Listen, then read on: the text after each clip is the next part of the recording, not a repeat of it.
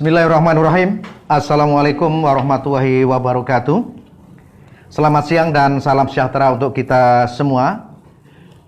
Saudara-saudara sekalian, kami dari Gugus Tugas Percepatan Penanggulangan COVID-19 Kabupaten Ketapang pada siang hari ini, Selasa tanggal 30 Juni 2020, akan menyampaikan beberapa hal terkait dengan pelaksanaan percepatan dan penanganan COVID-19 sekaligus melaporkan perkembangan pencatatan kasus konfirmasi COVID-19 untuk wilayah Kabupaten Ketapang.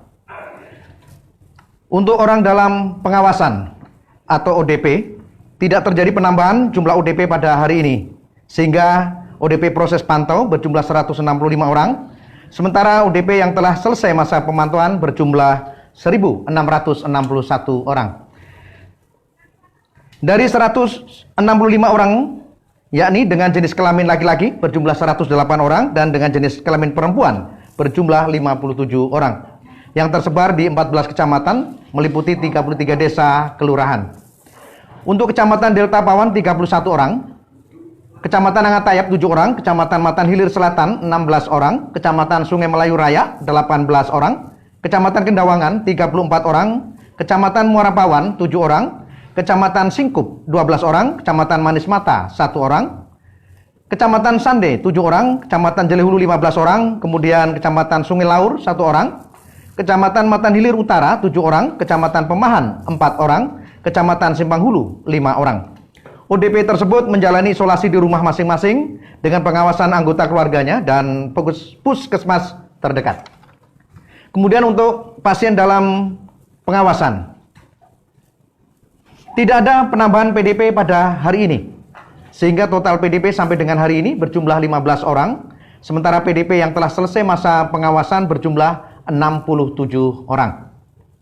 Dari 15 orang, yakni jenis kelamin laki-laki berjumlah 6 orang, dan dengan jenis kelamin perempuan berjumlah 9 orang, yang tersebar di 8 kecamatan, antara lain Kecamatan Delta Pawan 7 orang, Kecamatan Benua Kayung 2 orang, Kecamatan Matan Hilir Selatan 1 orang, Kecamatan Kendawangan 1 orang, kemudian untuk Kecamatan Tumbang Titi 1 orang, Kecamatan Matan Hilir Utara 1 orang, Kecamatan Pemahan 1 orang, dan Kecamatan Simpang 2 1 orang.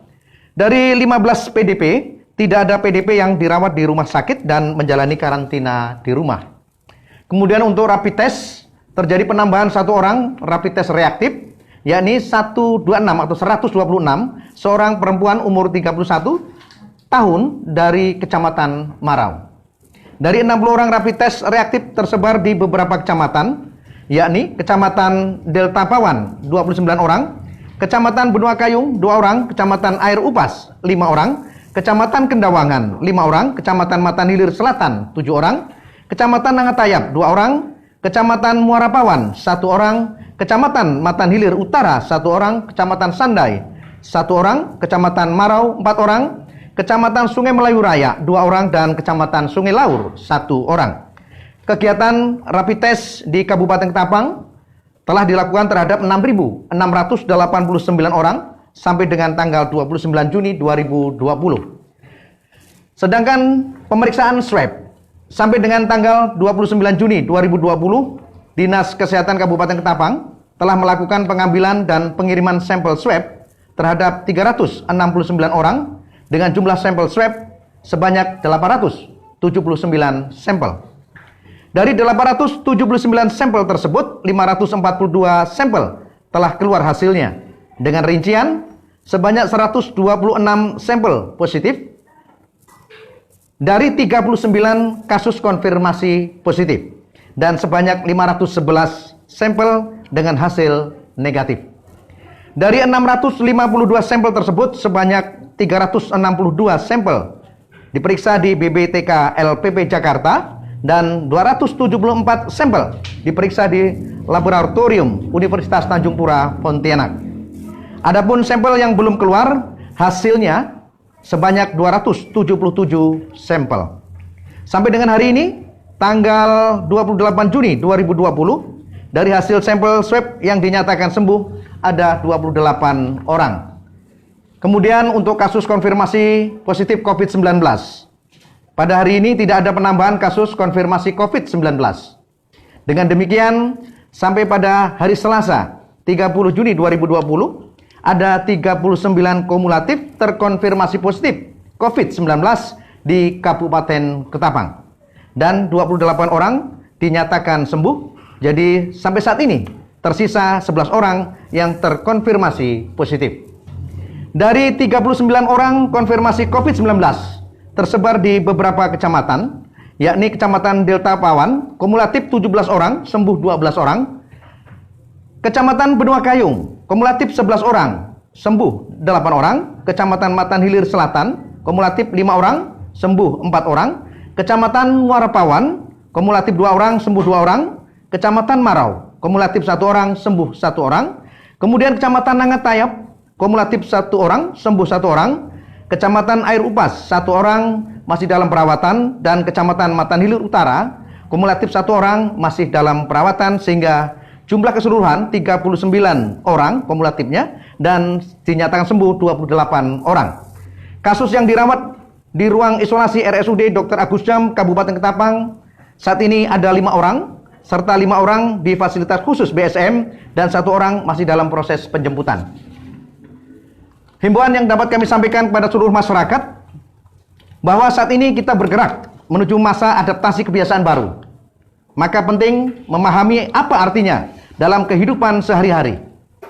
Pertama-tama, adaptasi kebiasaan baru merupakan proses yang bertahap, yang tergantung pada situasi di daerah masing-masing. Yang perlu kita pahami adalah adaptasi kebiasaan baru bukan berarti kembali ke kehidupan normal dan melakukan segala aktivitas sama seperti sebelum pandemi. Saat sekarang ini yang harus kita lakukan utamanya tetap di rumah dan hanya keluar bila memang benar-benar perlu. Ini penting, terutama bagi orang yang berisiko tinggi, termasuk orang lanjut usia dan yang memiliki riwayat penyakit jantung, tekanan darah tinggi, diabetes, dan paru. Siapapun yang merasa sakit harus tetap di rumah dan mencari pengobatan bila gejala memburuk.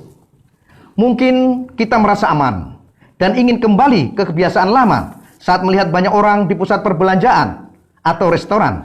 Tapi itu hanya bisa tapi itu hanya rasa aman palsu. Kita tetap harus berhati-hati. Yang pertama adalah selalu gunakan masker saat keluar rumah.